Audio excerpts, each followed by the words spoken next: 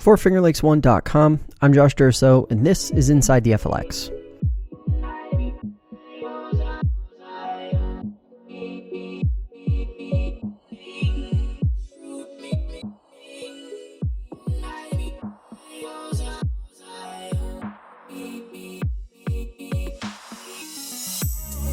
Welcome to episode 192, and today we've got another two-parter as we sit down with the Democrats running for Seneca Falls Supervisor.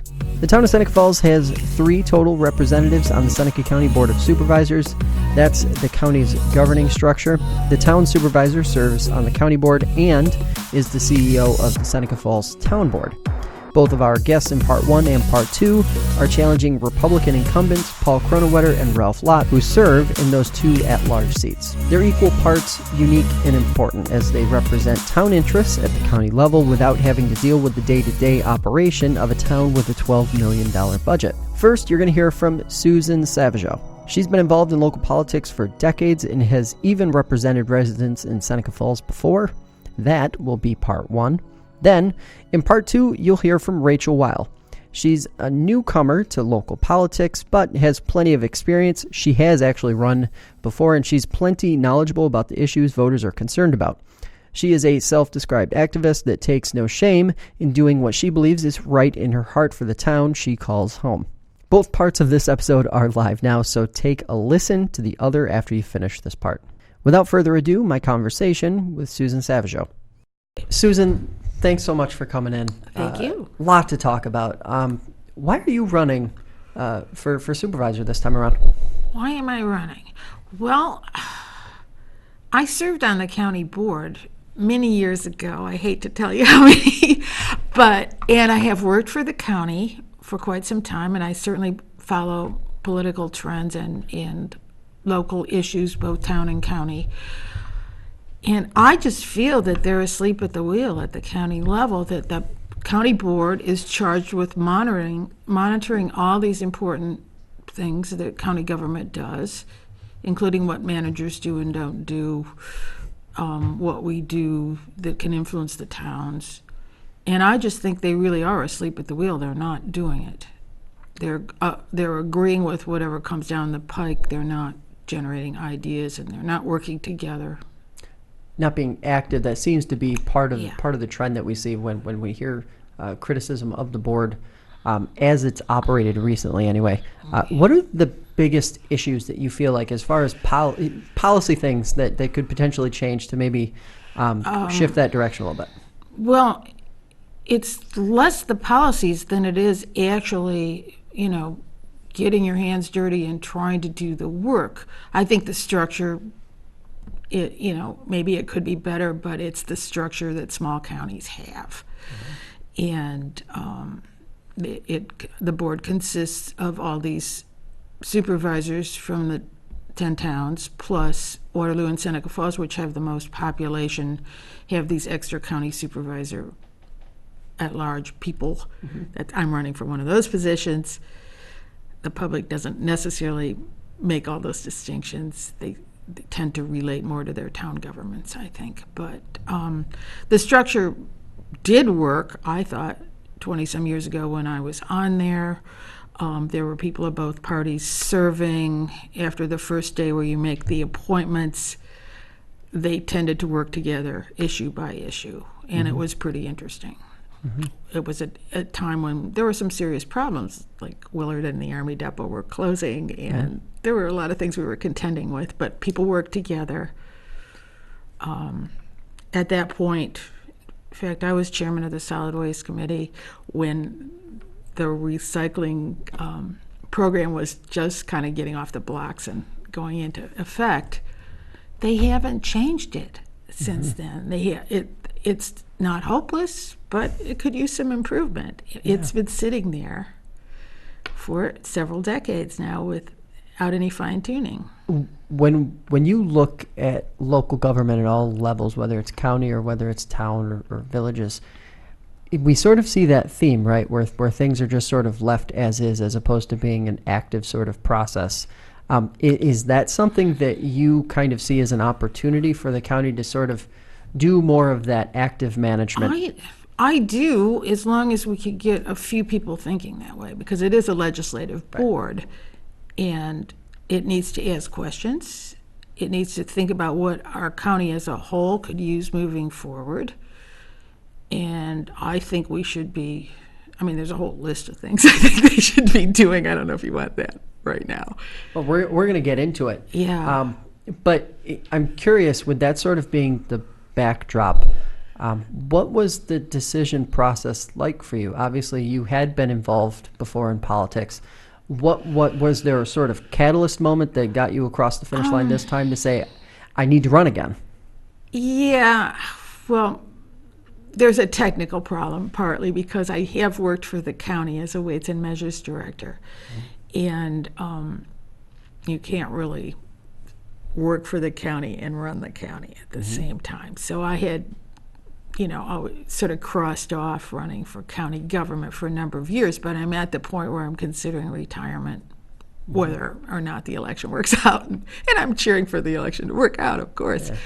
So I was at a point in my career where I could say, oh, well, this is something I'd like to do when I run for office. If I get elected, I'll retire right away. If I have other options there, but that was a critical thing. And there were things that just seemed to be really going wrong. Like, how do you buy a $3 million building and somehow ignore the notion of an inspection that would point out something obvious if the roof is almost 20 years old because the building is almost 20 years old? Maybe you need to replace it, and it's not like a house roof. It's a big roof. It's an expensive roof. Somebody should have been thinking about that when they were buying the building and negotiating accordingly. Not the owner, but the board. Right. Yeah. Well, so when you look at sort of those, I want to call them managerial functions, you've got this interesting perspective, I think, because like you said, you have worked for the county. Yeah. It's almost like you have an inside look at how things are running on the day to day. Yeah. Do from your perspective, are there improvements to be made that would make it better for the folks who work for Seneca County? Absolutely. There's just all kinds of minutia that I think could be straightened out by supervisors realizing what the people who work for the county actually do on a day-to-day basis and what departments do. When I first got the weights and measures job, there were some newly elected supervisors who came around and said, what do you do? And I could tell them or show them. That hasn't happened for years. Now, some of the people obviously already are familiar with it, who've been there for a while. Others probably don't even know the department exists unless they have the kind of business that deals with weights and measures. I look at the issue of the finance department, which is a new thing that came in under a manager now, who's now left us. They jumped on that without really taking enough input from the individual departments as to how this thing would work. My department's really easy. Finance department has not made it easier. I'm a little department of one. I was doing all my own finance thing, and now they're doing it, but I have to check it all to make sure it's done. So that's pretty easy for me, but social services, planning, highway, these are complicated departments. They used to each have their own financial person. And truthfully, it worked much better. If you ask them, before we made this move and they jumped into it, there's a lot of people working in finance, but it's not working better. Over the last few years, there's been a lot of focus on how much county employees are being paid, and that potentially being a big cause for some of the turnover that the county has seen over the last 3 to 4 years. But as you mentioned, sort of complicating already stressed and overworked departments. You meant social services, mental health, those types of departments. could adding more complexity to how those departments report something as their financials go be contributing to the issue that we've seen historically with turnover? I think most of the turnover has to do with the wage scale. But in something like social services, where you're really, there's a really almost a mob of people working for social services, there's there's department stress and there's structural stress, and anytime you have to do more with your record keeping than the state already requires, state and federal, with most of the programs for social services are working with all these levels. It's stressful, and people might, if they get an opportunity to do something that they feel like they're actually making more human progress in, they're going to do it. But we do have one of the lower pay scales of even within government in the state. And it's particularly the rank and file that are doing the work. We've got some administrators that are making some money, and what happens is we tend to, when we're adding staff, add some more of those, but the rank and file are still trudging along and needing a second job, and everybody in the family's working, the kid's got a paper route, that kind of thing. Yeah. When you're looking at when you're talking about small rural communities, is that one of the bigger challenges, is trying to not just pay the worker bees, so to speak, as it's been said, but find the money to pay them? Seneca County taxes have been pretty stable for the last 15 years or so. It's a matter of where they decide to spend the money. We haven't had a major tax hike, and I don't think the county portion of our taxes is particularly high. People suffer more from their real estate taxes and school taxes and things like that. So I think the money is there, and there's more outside money coming in now from both sales tax and the Del Lago enterprise, and it's about how you allocate that money. I want to be careful about how I phrase this, because I think it's important to sort of talk about the full scope. You mentioned some of your work that really hasn't been touched on the county level for 20 plus years or thereabouts.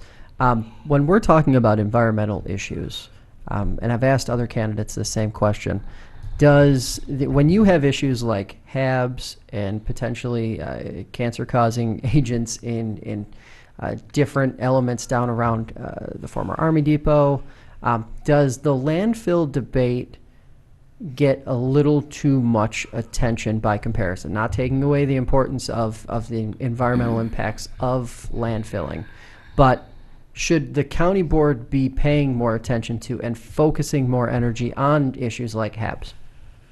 I think so. In Seneca Falls, of course, there's no way for the landfill to not be a central topic if you're running for the town supervisor or the town board, and it's right here. But all over the county, and the Army Depot, back when they analyzed it after it closed, had 4 or 5 Superfund sites and a 300 and some other toxic cleanup issues. That's a lot. And then you have runoff from farms and factories. You have things that they've been digging up recently, like there's a reclamation site of that old coal tar place, I guess it was, in Seneca Falls. There was something dug up and removed in Waterloo not that long ago. These are things left over from the turn of the century that are on water. So I think we have a lot of chemical issues. I would like to see the county do a few things that are more progressive environmentally. I think there could be some countywide monitoring. There could be some, I hate to use the word zoning because some of the neighborhoods hate it, but some countywide regulatory things that say the our county does not want. More chemical pollution. It does not want certain things used in the county. We need to seek help in cleanup. I think we need to get more progressive about greening up the county, more alternative energy. Why can't the county start using electric and transitional vehicles? They have a lot of short trip vehicles that they use. There's just a whole lot of progress that seems to be the way the world is going, and we can either drive the bus or be left behind. Kind of, we can get on that bus and help our county, even though we're a very small piece of the action.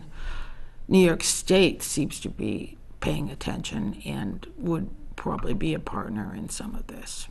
So one of the debates that's been happening over the last, say, 2 years has been what do municipal services, and I mean on the infrastructure side, water, sewer, even broadband and some of the more small pocket conversations, what do those things look like moving forward? Particularly water and sewer. It's something that the county board has struggled with mightily over the last 5 years.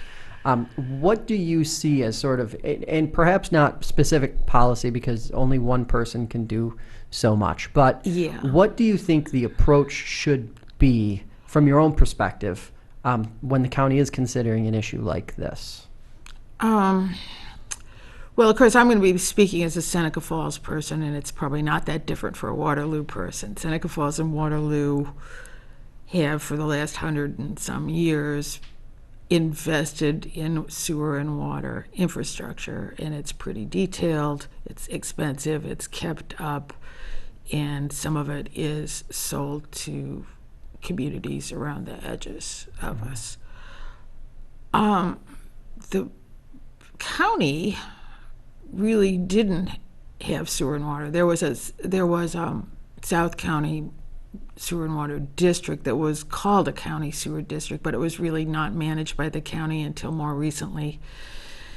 And I think that's part of the problem. I'm not very good on what the solutions are. It seems the hole keeps getting dug deeper and deeper, and I'm not sure I have enough information to know what they could do to solve that. And when you look at, particularly we'll use the 318-414 corridor as an example, there was a lot of hope, I guess, would be the right way to phrase it, around if we bring sewer in, economic development will happen. Sort of a mixed bag on whether that actually plays out or not. But that seems to be a bit of a discouraging factor for some folks when they talk about, well, can we expand water or sewer service, and should the county get behind that effort in the southern end of the county? What is your sort of philosophy on economic development and how active the county should be, and the supervisors in particular should be, with regard to ensuring that the whole county is really being represented fairly? Well, my view of development might be a minority view, but I'm very concerned that we don't engage in sprawl and neglect our villages, because you see that all over the country where it goes further and further out, and then all of a sudden they've got a dead core, and they've got traffic jams and no planning in terms of where things are sited. And we haven't developed very rapidly in the last 150 years, which is a great advantage in a sense, because we have some wonderful things to offer. Obviously, our beautiful lakes, our water, our historic villages, comfortable, livable little communities that have decent schools and people feel safe. The agricultural variety of successful businesses, from the wineries to the big corn farmers to the Amish dairies and cheese operations, all of that is really quite successful, and it also is a tourist draw. Mm-hmm. So I think we have to consider that we need to preserve what we've got, more like they do in France and Italy, to be a place that people want to visit. We also, of course, have to have something that keeps our young people here in vital jobs. You know, they need to have a permanent way of establishing themselves in the community in order to stay here. And a lot of people are concerned about the exodus of the young talent for more urban areas. Like, well, I'm going to use you as an example. It's not a long ways, but obviously there was probably more in Rochester to attract you initially. Yeah, and so yeah, we can talk a little more about that, I guess. It's one of the questions that seems to come up every election cycle is how do we keep more young people? How do we keep more young people here? There seems to be a lot of emphasis on we need to create this environment, and I don't mean natural environment. We need to create this space where young people want to grow and thrive, et cetera, et cetera, et cetera. But is it, I mean, it seems that a lot of folks who, of all ages, who leave these rural communities, they're leaving for very calculated reasons. They're saying, well, use infrastructure as an example. It's not good enough here. Broadband's not good enough in the southern end of the county. Water and sewer is not reliable enough. I don't want to start my business here. I want to start my business where. How does the county find balance there? And at the same time start to draw some of those folks back, because that seems to be one of the big challenges that's been a miss for the county so far. Well, I guess I wouldn't focus on the water. I think the water and sewer problems are a little bit distinct from the development and complicated because it's a user-based service. Technically it is in every community.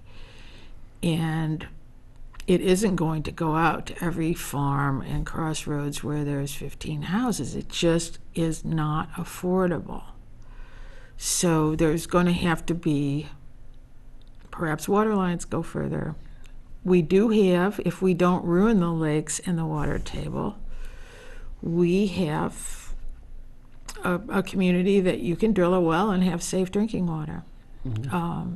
That you can have adequate septic systems and all of that in the rural areas without being connected to some massive system, and in the long run find that to be more cost effective for that individual farm or, you know, country home or lake home, that sort of thing. When I say the words government accountability, that has been an issue that other folks have brought to the table and said this is something that Seneca County needs to be better at. The Board of Supervisors needs to be better at. They need to be more accountable. Is it that they need to be more accountable, or more that they need to be clearer about what they're doing and better at explaining what they're doing along the way? Well, I think the latter, in a way. I mean, I've criticized a few things I thought they did wrong, but it's not that it's not all happening in some dark room somewhere. It's not being verbalized well to the public, who has a lot of things to do, and they're hearing from a lot of different sources. You can only cover so many things on your news, and it tends to be the more controversial things or the latest breaking item. It's not that, well, they're thinking about this and that long-term project. I think just in terms of the meetings, Seneca Falls has a following of people who actually, I've never really done it, but who watch the meetings on TV. Yeah. The county does not bother with that service or does not want it. It's not that expensive. They could put their meetings on. If they did that, perhaps people would explain the bill that there is before them, that they would explain what they're voting on instead of reading part of it, because they all have it laying in front of them on their desk and the public is sitting there. Even the public that works for the county, if I don't print out the thing ahead of time or read through it, I don't know what they're talking about. So the general public is just going to be, what are they doing? And they won't know that something has gone through, even, and it's not deliberately covert, it's just not good communication. When you're talking to folks in Seneca Falls as you approach Election Day, what is your, I don't want to call it an elevator pitch, but what is your pitch to the folks who, like you say, a lot of voters, a lot of residents, they aren't watching the minutia, they aren't really looking at those in-depth details. How do you convey the message in a way that lands with those folks who are working 2 jobs, they have families, they're involved with their kids' programs, things like that, but also want to, they want to be part of the conversation. They want to be part of the solution. Well, it's a hard battle, but I think we can do better, and that's sort of my slogan, with the help of the public asking questions, with them demanding some improvements in whatever area that they're particularly interested in. I think we can do better. We can cooperatively try. Mm-hmm. We can try to plan for the future. The future could be pretty bright for an area like this. I mean, the weather is changing, places are drying up. We've got some of the best water in the world. Mm-hmm. And we have all these things that haven't been wrecked. Let's keep them intact and add to both the infrastructure and the possibilities for life here, and welcome people to come visit us. But I think the thing is, we can do better, and that the board should not be just reactive to whatever comes before them. And we have to be looking at the things we have some control over. There's really no sense in the board taking a lot of stances on national and statewide issues when that isn't what they can change. Mm-hmm. They should be working on the things we can change here. Mm-hmm.